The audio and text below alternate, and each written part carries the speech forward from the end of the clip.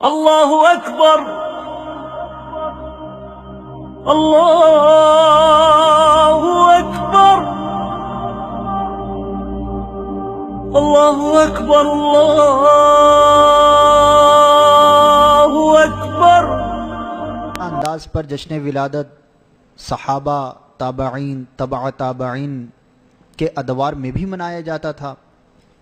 یہ ایک عوامی وسوسہ ہے، برائے کرم اس وسوسے کا جواب ارشاد فرما دیجئے۔ میرے بھائی دیکھو، ہر کام جو ہے اس میں یہ دلیل نہیں لی جائے گی کہ صحابہ کرام علیہ رضوان نے وہ کام کیا یا نہیں کیا۔ دراصل اصول یہ ہے کہ ہر وہ کام جائز ہے جس کا اللہ و رسول عز و جل و صلی اللہ تعالی علیہ وآلہ وسلم نے منع نہ فرمایا۔ تو مروجہ انداز جشن ولادت شریعت میں منع نہیں ہے۔ ہر کام میں یہ دلیل نہیں لی جائے گی کہ صحابہ نے یہ کیا یا نہیں کیا۔ میں بھی کہتا ہوں ٹھیک کہا انہوں نے، ہر کام میں دلیل نہیں لی جائے گی۔ دنیا کے کئی کام ہیں جو صحابہ نے نہیں کیا، ہم کرتے ہیں۔ دنیا کے کئی کام ہیں جو صحابہ نے نہیں کیے، ہم جہاز میں سفر کرتے ہیں، سائیکلیں چلاتے ہیں، گاڑیاں چلاتے ہیں، یہ صحابہ نے نہیں کیا۔ لیکن جس کام کو دین محمد کہو گے، اگر وہ کام نبی اور اس کے صحابہ نے نہیں کیا، رب محمد کی قسم وہ دین نہیں ہو سکتا۔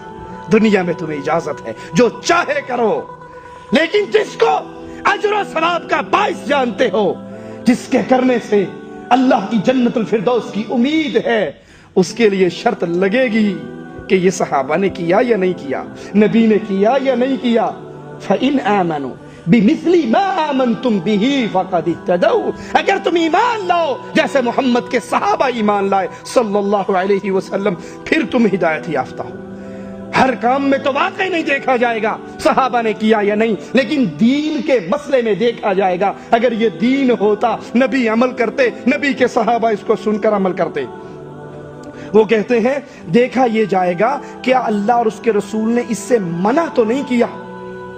مولانا الیاس قادری صاحب فرماتے ہیں دیکھا یہ جائے گا کیا جشن عید میلاد النبی منانے سے اللہ اور اس کے رسول نے منع تو نہیں کیا۔ جب منع نہیں کیا تو پھر اجازت ہے۔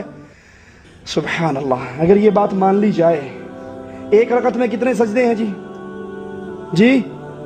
2۔ 3 کرنے سے نبی نے منع کیا ہے، 2 کر کے دکھائے ہیں، 3 کرنے سے منع۔ مغرب کی کتنی رکعتیں ہیں؟ 4 پڑھنے سے منع کیا ہے، 4 پڑھنے سے منع۔ ظہر کے کتنے فرض ہیں؟ 6 پڑھنے سے منع کیا ہے۔ رمضان کے کتنے روزے ہیں؟ 30، زیادہ سے زیادہ 30، 35 رکھنے سے منع کیا ہے۔ بیت اللہ کا طواف کرتے ہوئے کتنے چکر مارنے پڑتے ہیں؟ 7، 9 مارنے سے منع کیا ہے۔ صحیح کے کتنے چکر ہیں؟ 7، 10 مارنے سے منع کیا ہے۔ رمی، جماعت کو رمی کرتے ہوئے کتنی مارتے ہیں؟ 7، 20 مارنے سے منع کیا ہے۔ اگر یہ دروازہ کھولو گے تو پھر کوئی چیز بھی باقی؟ ارے اگر دین ہے عمل تو پھر جو نبی نے کیا ہے وہ کرو، اور جو نبی نے نہیں کیا وہ وگرنہ ابن مسعود رضی اللہ عنہ وارضا کے اس عمل کو کیا کہو گے جنہوں نے کوفے کی جامع مسجد میں پتھروں پہ اللہ اکبر 100 مرتبہ، سبحان اللہ 100 مرتبہ، لا الہ الا اللہ 100 مرتبہ پڑھنے والوں سے کہا کتنے وہ ہیں جو ثواب کی امید میں کام کرتے ہیں لیکن ثواب انہیں ملتا؟ اگر صرف یہی دیکھا جائے شریعت کے اندر، دنیا کی بات نہیں کر رہا، شریعت کے اندر کہ اسے منع نہیں ہے، تو پتھروں پہ لا الہ الا پڑھنے سے منع کیا نبی نے؟ پھر ابن مسعود نے کیوں ان کی کنکریوں کو ٹھوکر ماری؟ کیوں کہا بھی تو نبی کے برتن نہیں ٹوٹے؟ ارے شریعت نام ہے، قال اللہ وقال الرسول، اللہ نے یہ کہا اور امام الانبیاء نے یہ کر کے دکھایا، صحابہ نے اس پہ عمل کر کے دکھایا۔ یہ ہم تک پہنچ رہا ہے، جو نبی نے نہیں کیا وہ دین نہیں بن سکتا۔ پاک پڑھنا تو اس پر بہت سارے دلائل جو ہیں وہ موجود ہیں۔ قرآن پاک میں اللہ رب العزت جل و علا نے یہ ارشاد فرمایا ہے کہ یا ایھا الذین آمنوا صلوا علیہ وسلموا تسلیما، کہ اے ایمان والو اس غیب بتانے والے پر درود بھیجو اور خوب سلام بھیجو۔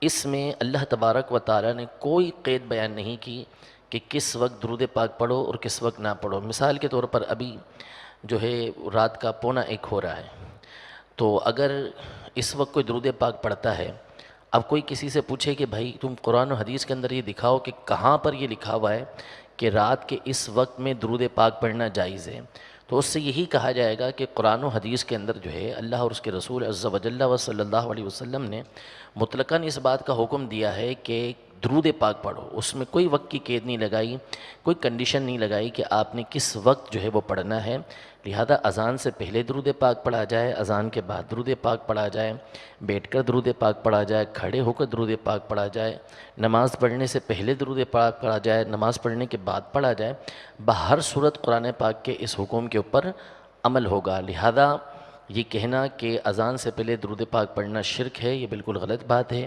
اسی طرح یہ کہنا کہ اذان سے پہلے درود پاک پڑھنا جائز نہیں، یہ بھی بالکل غلط بات ہے۔ اذان سے پہلے جو ہے وہ درود پاک پڑھنے میں کوئی حرج نہیں۔ پہلے یہ درود پڑھنا بدعت ہے، اذان سے پہلے درود پڑھنا بدعت ہے۔ کوئی کہے گا کہ مولوی صاحب آپ تو ویسے سختی کرتے ہیں، دیکھو درود تو رسول کریم پر پڑھا گیا، بدعت کیسے ہوئی؟ ہم جواب میں کہتے ہیں ایک رکعت میں کتنے سجدے ہیں؟ دو سجدے ہیں ایک رکعت میں۔ اچھا اگر میں تیسرا سجدہ شروع کروں تو میں ثواب کا کام کر رہا ہوں یا گناہ کا؟ جی گناہ کا۔ اب آپ پر فتویٰ لگنا چاہیے منکر سجدہ، منکر سجدہ، سجدے کا۔ اگر ہم یہ کہہ دیں کہ اذان سے پہلے درود پڑھنا بدعت ہے، فوراً فتویٰ لگ جائے گا منکر درود، واپی گستاخ، درود نہیں مانتا۔ ہم کہتے ہیں درود کو مانتے ہیں، جس موقع پہ امام الانبیاء نے سکھایا تھا سیدنا بلال کو، اس موقع پہ کیوں نہیں پڑھتے؟ نبی کریم نے آذان کے بعد درود سکھایا، سیدنا بلال نے آذان سے پہلے الصلاۃ والسلام علیکہ یا رسول اللہ کا یہ الفاظ نہیں کہے۔ پھر اس کے اندر ایک شرکیہ لفظ جملہ بھی کہا جاتا ہے، وہ کیا ہے؟ الصلاۃ والسلام علیکہ یا نور من نور اللہ، اے محمد صلی اللہ علیہ وسلم آپ اللہ کے نور کا ٹکڑا ہیں، آپ پر سلام ہو۔ اور اللہ کے نور میں سے کوئی نور نہیں بنا، محمد کریم اللہ کے بندے ہیں، بشر ہیں، نور من نور اللہ نہیں ہے۔ ایک تو یہ عمل بدعت ہے، پھر اس کے اندر شرک والا جملہ آتا ہے، مشرک کے پیچھے نماز نہیں ہوتی۔ ڈنکے کی چوٹ دو ٹوک اعلان ہے، سن لیجئے، مشرک کے پیچھے نماز نہیں ہوتی، بدعتی کے پیچھے نماز نہیں ہوتی، جس کی بدعت کفر اور شرک کی وادی تک لے جانے والی ہو۔ نہیں مانتے تو مثال دے کے سمجھاؤ، تو ابھی درس ختم ہوگا، لوگوں نے اپنے اپنے گھروں کو جانا ہے۔ کچھ بھائی ایسے بھی ہوں گے جو ٹیکسیوں پہ اور گاڑیوں پہ آئے ہوں گے، اپنی گاڑی ان کے پاس نہیں ہوگی۔ جب آپ نیچے اتریں، ایک ٹیکسی والے کو دیکھیں وہ روڈ پہ کھڑا ہو اور کہہ رہا جناب کہاں جانا ہے؟ جی فلانی جگہ جانا ہے، آؤ میں بلاش لے جاتا ہوں، مجانن لے جاتا ہوں، فری لے جاتا ہوں، بیٹھ جاؤ، کوئی پیسہ نہیں، کوئی بھاڑا نہیں، بیٹھو۔ آپ جب بیٹھنے لگے، ڈرائیور صاحب کو آپ نے غور سے دیکھا، او انا سی، وہ اندھا تھا، بیٹھ جاؤ گے؟ ہیں اندھے کی ٹیکسی میں بیٹھو گے؟ نہیں، کیوں؟ ایک اندھا ہے، مرے گا بھی مارے گا بھی۔ ارے بھائی اندھا ہے، اس نے اپنا کام کرنا، اپنے اپنا کام کرنا۔ یہی مثال دیتے ہیں نا، نماز پڑھنی اس نے اپنی پڑھنی، ہم نے اپنی پڑھنی، اس نے اپنا کام کرنا، گاڑی چلانی آپ نے اپنا کام کرنا، بیٹھے رہنا۔ اس کو چلانی نہیں آتی، اندھا ہے، مرے گا۔ جو مشرک ہے وہ توحید میں، عقیدے میں، ایمان میں اندھا ہے، اس کی اپنی نہیں ہو رہی، آپ کی کہاں ہوگی؟ ہمارے ایک تبلیغی بھائی نے کہا کہ آپ لوگ بغیر ٹوپی کے نماز پڑھتے ہیں، کیا یہ جائز ہے؟ نبی نے کبھی ٹوپی نہیں اتاری۔ حضرت اسماء روایت فرماتی ہیں کہ ابو بکر رضی اللہ عنہ وارضاہ نے ایک چادر میں نماز پڑھائی، جو انہوں نے آدھی نیچے باندھ لی اور آدھی اوپر لے کر اپنے کندھوں پر باندھ لی اور ایک چادر میں نماز پڑھائی۔ اسماء کہتی ہے میں نے پوچھا بابا آپ کے پاس کپڑے تو اور بھی تھے، آپ نے یہ ایک چادر میں نماز کیوں پڑھائی؟ فرمانے لگے اس لیے کہ رسول اللہ صلی اللہ علیہ وسلم نے زندگی کی آخری نماز ہمیں ایک کپڑے میں ہی پڑھائی تھی۔ ایک صحابی آتے ہیں، سر پہ کپڑا ہے، اتار کے نیچے رکھ دیتے ہیں اور ننگے سر نماز پڑھتے ہیں۔ دوسرے صحابی کہتے ہیں آپ کے پاس کپڑا تھا، پھر آپ نے ننگے سر ہو کر نماز کیوں پڑھائی؟ کہا اس لیے تاکہ تمہیں تعلیم دوں، تمہیں بتاؤں کہ سنت رسول اللہ صلی اللہ علیہ وسلم ننگے سر نماز پڑھنے کی بھی ہے۔ تو ننگے سر بھی نماز ہو جاتی ہے، سر پہ کپڑا ہو تب بھی نماز ہو جاتی ہے، کوئی مسئلہ نہیں۔ ہاں مسئلہ یہ ہے، اللہ کے نبی صلی اللہ علیہ وسلم کی حدیث سامنے رکھیے جو بات کو کھول دیتی ہے. آپ نے فرمایا جس کے کندھے ننگے ہوں اس کی نماز، جس کے کندھے ننگے ہوں اس کی نماز. اگر سر ڈھانپنا نماز کی شرط ہوتی تو نبی کو یہ فرمانا چاہیے تھا نا جس کا سر ننگا ہو اس کی نماز. مسجد میں آؤ اپنی زینت اختیار کر کے آؤ. کسی کے پاس اچھی ٹوپی، اچھا رومال، اچھا کپڑا سر پہ ہے وہ لے کر آ جائے، اچھی بات ہے، کوئی بری بات نہیں. لیکن اگر کسی نے اپنے سر پہ نہیں لیا تب بھی وہ کھجور کے تنکوں کا بنا ہوا چھکو، چھکو سمجھتے ہیں جو اونٹ کے منہ پہ چڑھایا جاتا ہے کسی کو کاٹ نہ لے، وہ مسجد کے دروازے پر ہی پڑا ہوتا ہے. اندر داخل ہوتے اٹھایا سر پہ رکھا، اللہ اکبر، نماز پڑھ کے واپس آئے، جب جوتی پہنی یاد آیا کہ چھکو تو لایا ہی نہیں سی، وہ تو سر پہ ہی ہے، اتار کے وہیں سے ٹھاتے پھینک دیا. کرتے ہیں یا نہیں کرتے؟ اب کچھ ترقی ہو گئی ہے تو اب وہ کھجور کے تنکوں کی بجائے پلاسٹک کے چھکو آ گئے. چائنا نے ترقی کر لی نا، ہر چیز بنا رہا ہے مسلمانوں کی، تو اس نے یہ بھی بنا دی.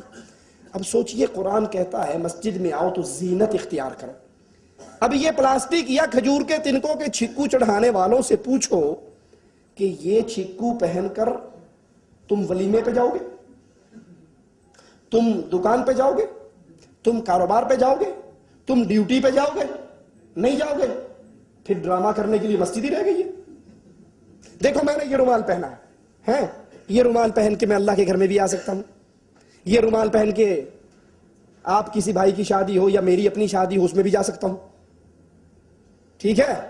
آمین نہیں کہا، بڑے کنجوس ہو. تو بازار بھی جا سکتا ہوں، ڈیوٹی پر بھی جا سکتا ہوں، سارے کام کر سکتا ہوں نا.